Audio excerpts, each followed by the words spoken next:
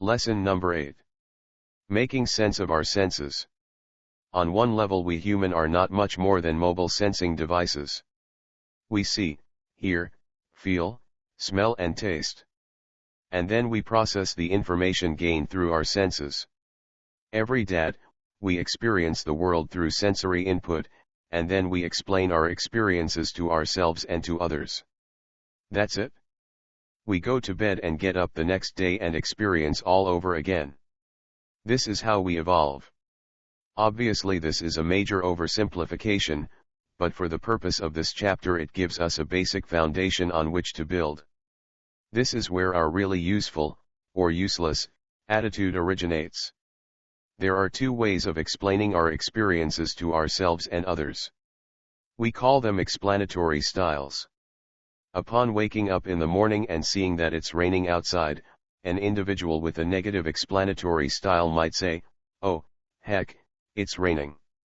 It's going to be a lousy day," whereas someone with a positive explanatory style might say, "Hey, free car wash, and great for the garden." The point is that the nature of our explanations determines our attitudes, and people have differing responses to the same external reality. We can loosely categorize these responses into familiar mindsets and patterns. In the 1970s, Richard Bandler and John Grinder, the founders of neurolinguistic programming, noticed in their early work with clients that people could be roughly divided into three types, depending on how they filtered the world through their senses. They called these types visual, auditory, and kinesthetic. For example, let's say three students go to a rock concert. Judy is primarily visual, Phyllis is auditory, and Alex is kinesthetic. When they later describe their experience to their friends, Judy will paint word pictures to tell what the concert looked like. "Oh, wow, you should have seen it, all these people jumping about and the singer ripped his pants and his toupee flew off." Phyllis will say what the concert sounded like. "The music was incredible.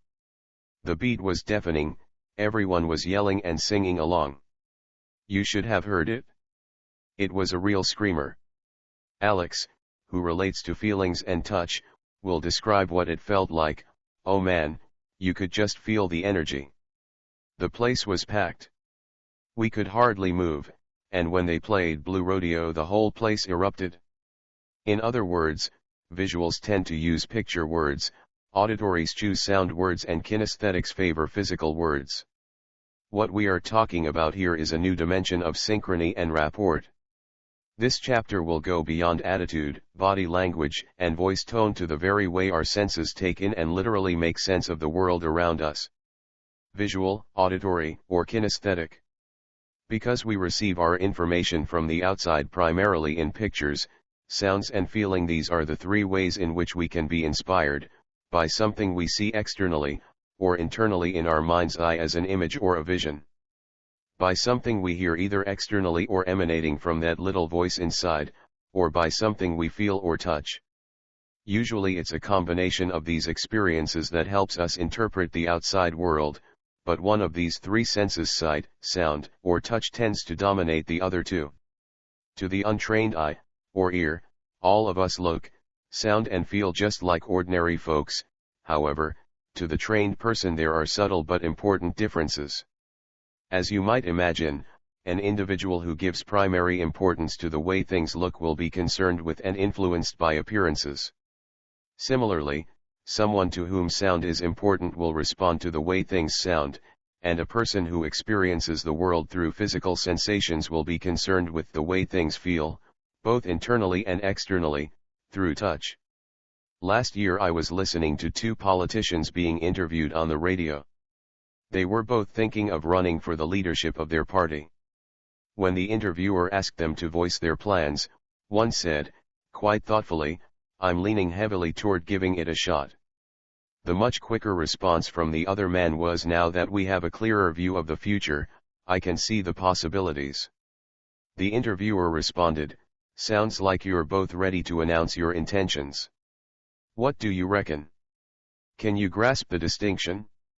The interviewer, using phrases like voice your plans and announce your intentions, was probably auditory. In all fairness, that would be natural language to use on the radio, but still a surprising number of radio hosts turn out to be auditory. The first aspiring leader used physical language, lean heavily, give it a shot, and spoke deliberately, indicating a kinesthetic inclination. The second hopeful candidate had a clearer view and could see the possibilities, and therefore came across as pretty visual to me. Of course, no one is totally visual, utterly auditory, or 100% kinesthetic. Naturally, we are a mixture of all three. Yet, in every person, one of these systems, rather like left or right-handedness, dominates the other two. Take a look at this chart for better knowledge. Studies have shown that as many as 55% of all people in our culture are motivated primarily by what they see, visual, 15% by what they hear, auditory, and 30% by physical sensation, kinesthetic.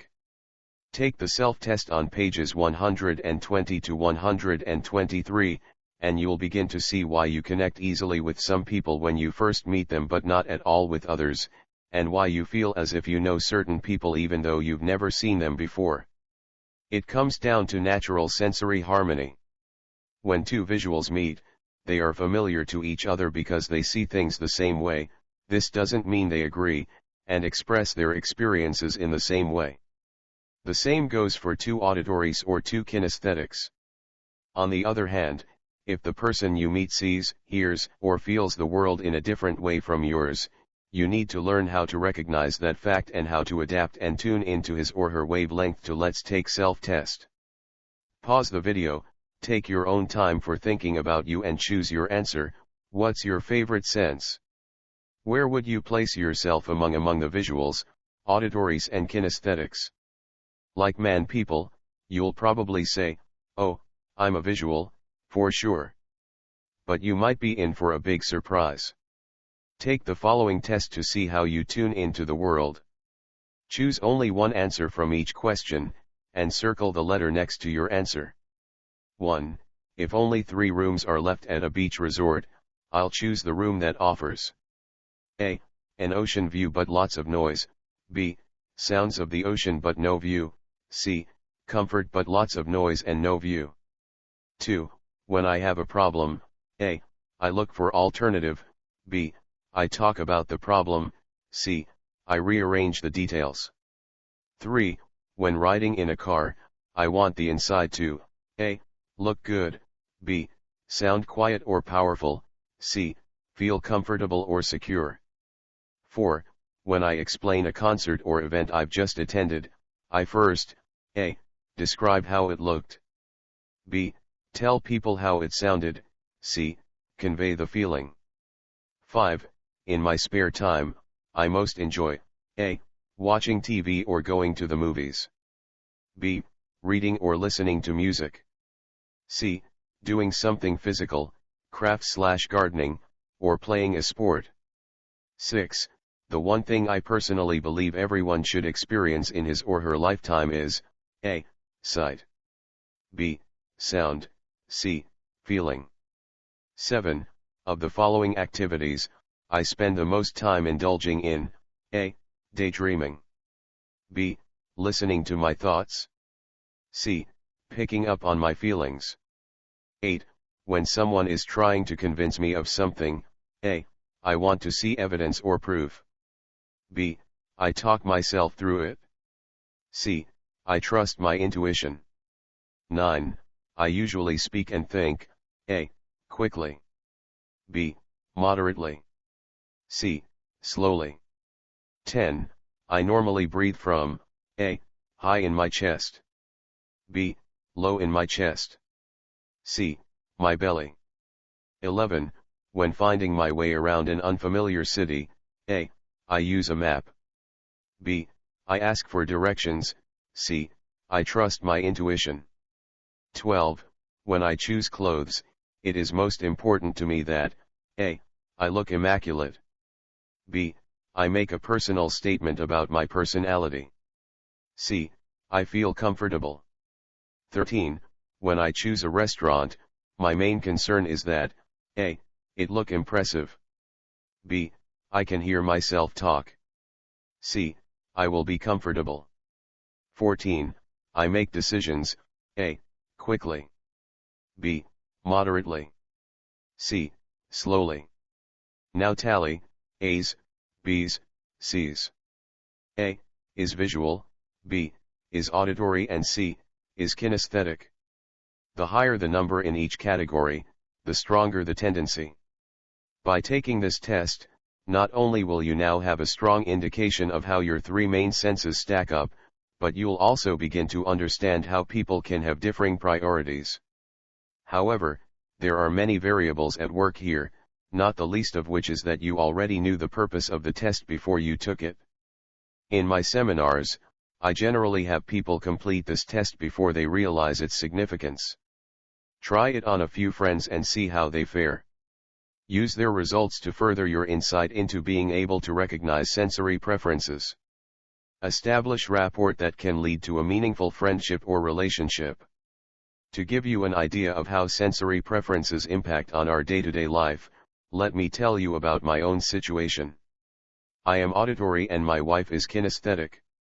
If we have a falling out, Wendy knows to connect to me in my language, with auditory words. She gets my immediate attention by saying, "Nick, you're not listening to me. You're not hearing a word I'm saying." If she were to say, "Can't you see what I'm saying?" or, even worse, "Can't you see how that makes me feel?" the truth is no, I could not. Sure, I make the obvious intellectual connection, but I have to stop and think about it. My brain has to take the extra step of translating her language into something I can relate to. When she sends a message on my auditory wavelength, she makes a direct connection fast. Conversely, if I want to connect directly to her sensibilities, I say, "I know how you feel when that happens." In other words, I use a touchy-feely, kinesthetic approach. Simple, yet extraordinarily effective. Tuning into sensory preferences. What do sensory types have to do with making people like you in 90 seconds or less? More than you might expect. When you can figure out other people's sensory preferences, you can communicate on the words "I have scoured the four corners of the earth" tell a lot more than "I've looked everywhere." They force the connection to scrutiny, diligence, detail, determination, and more. They also easily involve sight, sound, and feeling, and this is why metaphors appeal simultaneously to visuals, auditories and kinesthetics. Visuals can picture them. Auditories can hear them and kinesthetics can get a feel for what's happening. Metaphors are containers for ideas. They link our internal imagination to external reality. We use metaphors regularly, often unconsciously, to explain our thinking. We also use them to make things more interesting. Parables, fables, storytelling and anecdotes are some of the oldest and most powerful communication tools we have, and their metaphorical aspects are effective in virtually every setting. They fire up the imagination and appeal to all the senses. In short, metaphors help to make understanding easier, quicker, and richer. Their wavelength. If you want to better relate to your spouse, win a judge over to your side of an argument, make that sale, land that job or impress somebody at a party, recognizing visual, auditory and kinesthetic people can be invaluable. The day after one of my seminars, I received an excited phone call from a woman who had been sitting in the audience. Her name was Barbara, and she owned a flooring store. "It's incredible," she said. "It's 9:30, we've been open for an hour and I've just sold to my 5th out of 5 customers. I've never done that before. This is perfect for my business," she continued, referring to my lecture on figuring out the visual, auditory, and kinesthetic people we come across in the course of our daily adventures. The first 4 sales were probably normal, even though I was aware of what I'd learned. But the 5th. This lady came into the shop dragging her husband along with her. It was obvious that he didn't want to be there. I figured out immediately that he was a feeler, a kinesthetic, and within 30 seconds I had him on his hands and knees feeling the carpet. And they bought it. I just knew that if I'd said to him, "Imagine how this will look in your house," he couldn't do that because he's not visual. Or if I'd said, "You'll discover just how quiet it'll be when your kids run around on it," he wouldn't connect to that, either, because he doesn't think that way. He's not auditory. I knew by the way he dressed and moved and spoke that he was kinesthetic, so I said, just feel it. And he did. Just like that. He got down on the floor and felt it. Find out what you're getting. Change what you do until you get what you want. These are the F and C in our KFC. Figure out which sense a person relies on most and change your approach to take this into consideration. If you're not sure how to handle a situation, don't worry. Be prepared to include all three preferences in your approach. Look good for the visuals, after all, they make up over half the people you're likely to see during your day. Sound good. Develop your pleasing tonality for the auditories to whom you'll be speaking. And be sensitive and flexible for the kinesthetic folk you'll be bumping into.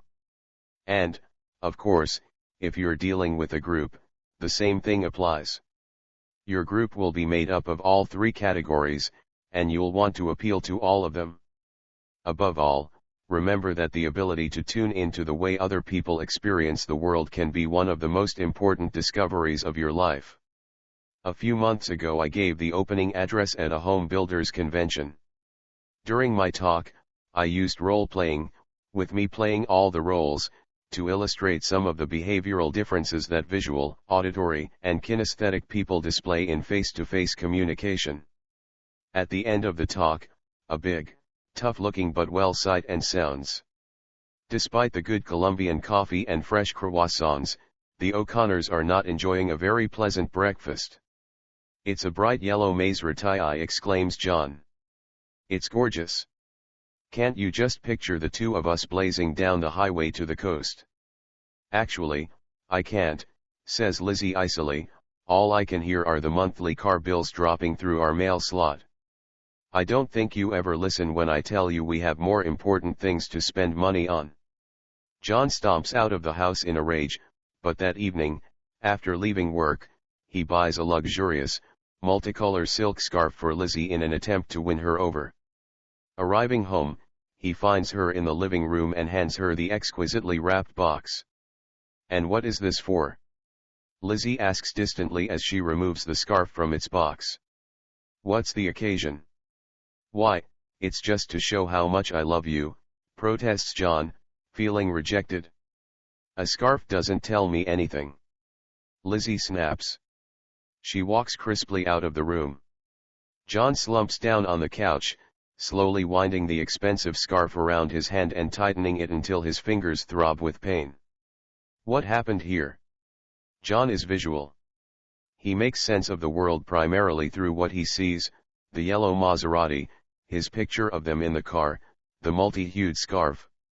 Lizzie is auditory. She hears the car bills dropping through the mail slot. She doesn't think John listens when she tells him something. Can this marriage, or at least the hoped-for Maserati purchase, be saved? You bet. A pair of concert tickets to Lizzie's favorite band, something that appeals to her ears, would sound much better to her. Here's how John could have handled it had he been more sensitive to the way Lizzie hears the world. I'm really sorry, Lizzie, declares John in a soft, pleasant voice, after giving her the tickets. He proceeds to use some auditory words with his wife. I'll tell you what, let's put some harmony back in this house and talk it through a bit. Does that sound okay to you? Lizzie nods, taking in the suddenly more acceptable words and the meaning they convey. Have I told you how the Maserati purrs like a kitten and shifts so quietly you can barely hear it? John asks sweetly. And wait until we discuss the surprisingly reasonable payments. Oh, I finally see the picture you're painting, John, says his wife. It's all so clear to me now. Groomed man pulled me to one side. He was very emotional and looked like he was on the verge of tears. Shaking his head from side to side, he began, I don't know what to say. I'm leaving right now to go to my son's school and give him a hug. He was choking up. For years, I've been furious with him. When I talk to him, he turns his head away and doesn't look at me. It drives me crazy, and I yell at him, look at me when I'm talking. He hardly ever looks me straight in the eye when I'm giving him instructions. From everything you've said, you've made me realize that he's auditory, and he's not ignoring me when he looks away. He's turning his ear toward me so he can concentrate. And me, I'm visual, I need eye contact. He pumped my hand and left. It's amazing. Things like this go on right under our noses every day of our lives, and we never realized until now, that is. Thank you, for giving your valuable time for this video. We hope you learned something new today. To listen audiobook of this book, from beginning, please click top right corner. Stay tuned for our next videos.